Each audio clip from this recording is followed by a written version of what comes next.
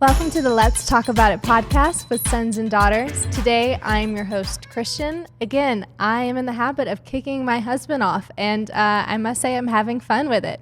And I'm having fun today because I am joined with our friend, Julie Ledbetter. I'm saying the last name correct, yeah? Ledbetter, okay. Yep. Perfect.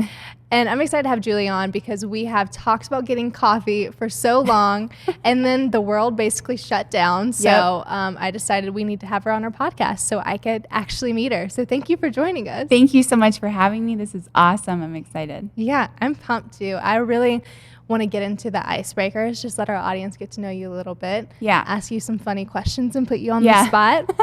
So my first one is, can you share your most humbling or funny experience with you're big into fitness, so with working out? Like, I've seen the videos of people doing exercise machines the wrong way. Like, what is yours that you're willing to share? Oh my gosh. Well, so much of my fitness journey has been learned by failing, and especially when I first started, even before I met my husband, who actually got me really into fitness and showed me all around the gym and things like that. I was always so confused with, like, how does the hamstring curl machine work? And like, how do all these leg extension machines? But one really, I don't know, funny / embarrassing story that comes out in my mind is I'm a very loud grunter. And especially when it comes to high intense interval training, you're really going at it for like 30 seconds all out so that you have that minute of rest and recovery. And so I am on the Stairmaster and I'm just going for it. I had my headphones in. I'm like, oh, let's do this. And I talk to myself like I still to this day, I mean, the world is shut down currently as we're recording this. So I have my Peloton in my basement with the luxury of nobody around me. But even when I worked out in a conventional gym, I was like that. And I didn't really realize that there was a guy next to me. And at the end of my workout, he was an older guy. He was probably in his 60s. And he was like, man, you motivated me through that whole entire workout. And I was like, I didn't even realize that I was grunting, but that's a habit that I'm in a lot. And it's one of those things that it's kind of embarrassing, but I'm also like, I mean, I'm focused on myself. I'm doing my own thing. So yeah, I mean, at least it's an encouraging like roar and not like a scary one. Like, I've been in the gym when people were like, yes. Like, okay, you know what? You've got this area. I'm going to go. Yeah.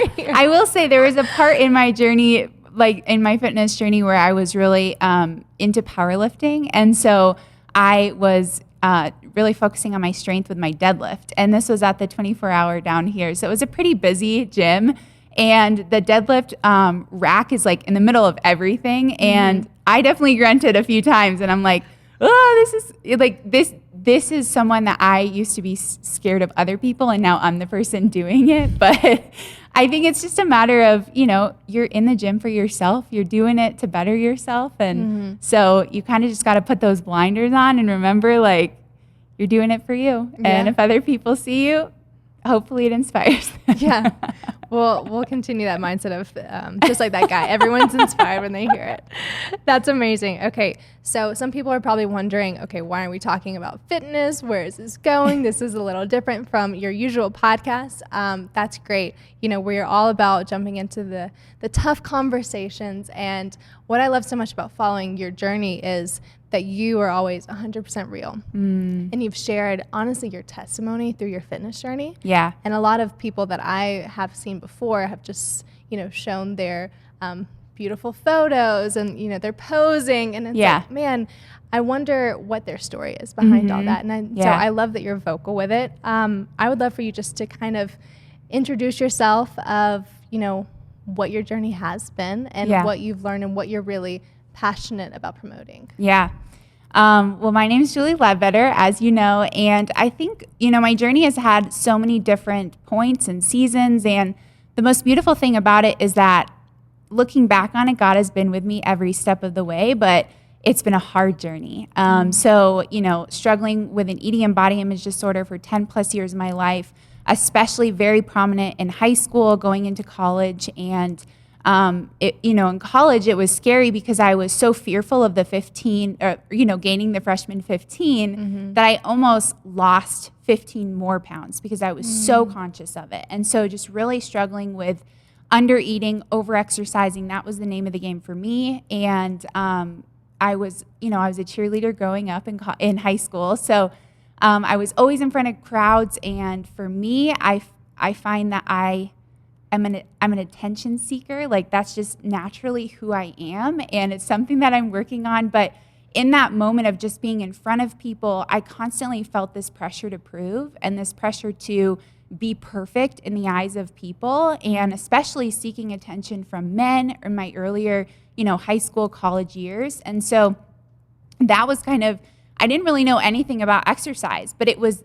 all I really knew was cardio. And so what I did was I was just constantly working out and under eating so that I would just feel better about myself. And it was almost like in that moment, I felt like I had to keep exercising more and more and more in order to prove something. And I think it does stem back from my parents got a divorce at 14. And so in that moment, I felt like I lost all control of everything that was just, it was normal. Like everything that I knew, it was like, okay, how can I control the controllables? And in that sense, it was under eating and over exercising. And then in college, really just kind of doing the same thing. And it wasn't until I met my husband right out of college where it's a total God story, because I was really praying, and I took the last year of my college to just commit myself to the Lord and ask God, like, okay, what do you want from this season? Because in all other seasons of my life, I felt like I was constantly looking for satisfaction in men and having a relationship, and I didn't ever focus on my relationship with God. So I took that last year of singleness, and it was 12 months, and I remember that at the 12 months and one day, I'm like, all right, God, where's my husband? Like, I committed this to you, and I said, like, I'm gonna save myself until marriage, and I'm gonna commit this year of singleness, like, bring me my husband. And it wasn't until about 6 months after that I met Josh. And this is a total God story, because I knew throughout that whole time of that year of really committing myself to the Lord, I felt like God was telling me, your love story is going to be one that there's no doubt about it that I brought you two together. Wow. And I mean, that is so relatable on so many levels. But one being that Josh got his degree in exercise science and sports nutrition. And so for me, I always craved education, but I never really knew anything about fitness or food. And so when I met Josh, he was really able to teach me everything when it comes to how to properly fuel my body, how to properly, train my body, and all of those things. And so from there, kind of went into fitness thinking that I'm going to go the route that everybody goes when they first get into fitness, of like, okay, the end all be all is fitness competitions. And so I thought that, if I'm going to go into fitness and I'm going to do this, then I'm going to really be in the top, and I'm going to get to the top of the fitness world. And so I competed in fitness shows, and I ended up winning my pro card. And the day that I won my pro card, I stepped off that stage and I said, I'm never doing this again. This is not something that I feel like I'm called to. I feel that, I feel like I'm seeking approval again from judges judging me on my physique, and that's not something that it's intended to be. Yeah. And so that really marked the new season of just learning how to properly fuel my body and honor my body with movement, which is where I'm at today. So that was, back in 2014. So it's been a while since I've been on the fitness stage, and I really feel like I've redefined fitness and health in my life through that journey of ups and downs. So, yeah. I love that. Thank you for sharing. Yeah. And what is so interesting, well, your husband's here with us today, which I love.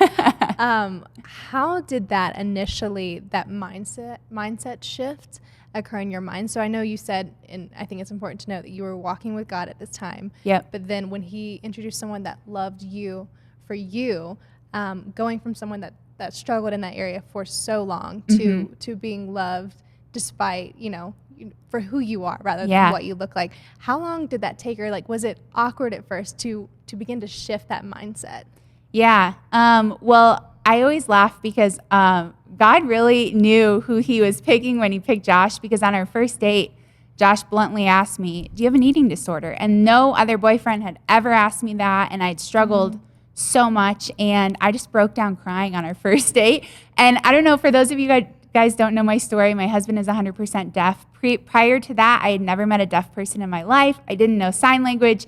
So we had like the barrier of communication with which is crazy how we communicated. I really feel like the Lord's intervention happened in that time. But so there was the communication barrier, but then there was also this blunt question that just took me out of, it was the first time that I felt like I could open up and say, yeah, I am struggling with my eating disorder and I need help. I need someone to teach me. And so I feel like I was so vulnerable in that moment that I really had nowhere else to go but up, because I had already opened up completely about my struggle. He had the knowledge and education when it comes to how to properly fuel your body and train your body.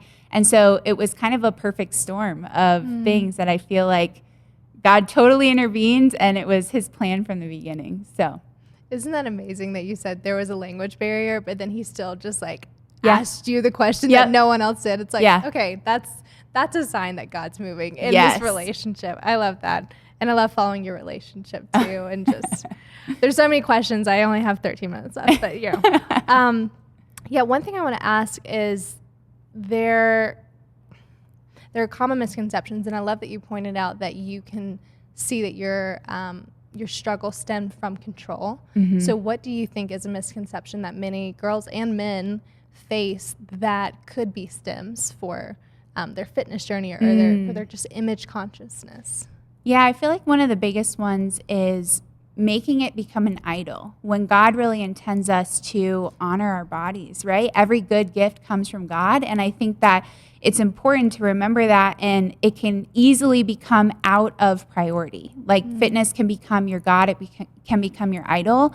But when placed in proper position, I feel like it can really empower you and make you better for the kingdom of God and empower you even more. So I feel like that's definitely one of the biggest things that I see, is that fitness is the end all be all. It's everything that they live for, and they eat, breathe, everything is for fitness, and it's everything for a physical physique. And that's, part of my journey. I was training for a fitness competition where we were solely judged on our abs and how strong we were and how lean we were.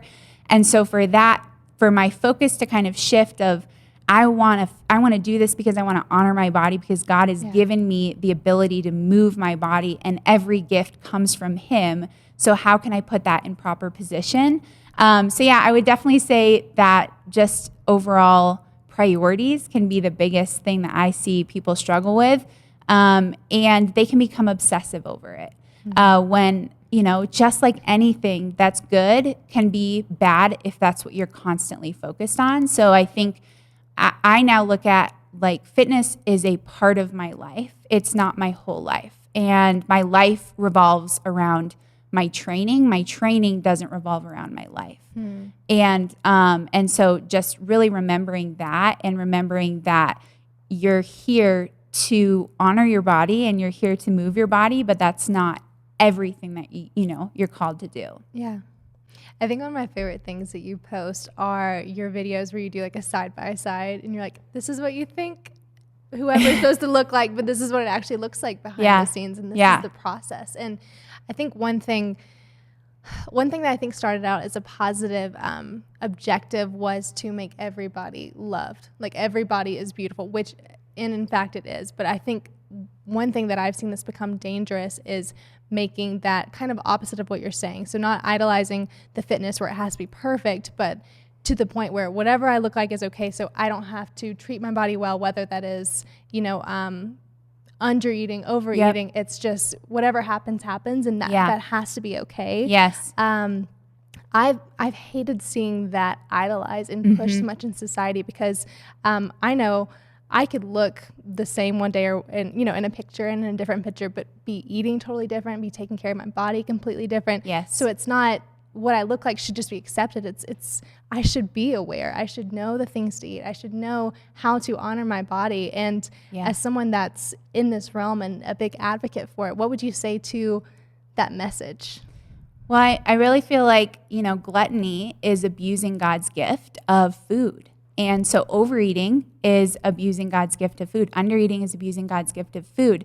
Laziness is abusing God's gift of opportunity. And I really feel like everything in moderation, and this is something that I talk about so much, is there's so many different facets of it, but really looking at your journey in regards to how can I do things in moderation. So I feel like I see a lot of people go to extremes. So they either are working out and they're eating completely on track, 100% clean, all organic, and it's like that's, in my opinion, an unrealistic standard. And then you see the other side where they're not moving their bodies. They're totally disregarding that. And like you said, they're saying, well, I'm just going to let my body be whatever it is. And I feel like both ends of those spectrums are dishonoring to our bodies. And so finding that medium of how can I, number one, do what I love, like the movement. Movement doesn't always have to be in the gym. It doesn't have to be what it was even last season. We all go through different seasons in our life, and I think that it's important to focus on every season of your life going through, okay, what is making me happy in terms of honoring my body with movement today?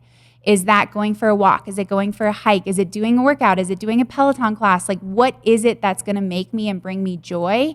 And being a steward of your body that way. And then in terms of food, honoring your body with the foods that nourish your body. And that's a huge reason why I'm so passionate about educating and empowering women at the same time, because I feel like when you don't really have a grasp on how much your body needs in terms of nutrition, it can feel really overwhelming, and it can cause people to undereat or overeat or just not really care. And then they're either frustrated or they're discouraged or they hate their body. And so many different things that I could unpack there. But I would say the biggest thing is just kind of finding something that in moderation brings you joy and brings you fulfillment. Yeah, in a healthy way. In a healthy way, yeah. That's amazing. I want to know, and this could be from your husband, it could be from someone else in the fitness industry, what's the best piece of advice, maybe like a one-liner that you've received that has been transformational in your thoughts? If you wouldn't say it to your niece or your daughter, don't say it to yourself. And I feel like, I have a 5-year-old niece, and I don't have the gift of children yet, but I feel like we are so mean to ourselves in the mirror, in our mindsets.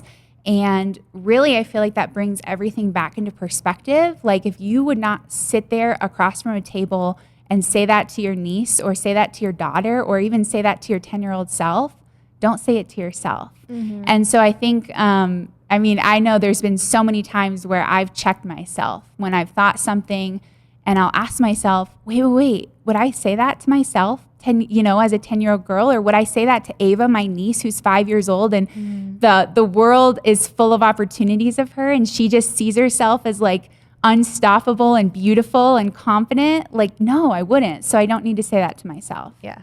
I feel like that's why the Bible tells us to have like childlike faith. Yeah. It's like, just speak to yourself as a child speaks to themselves. Yes.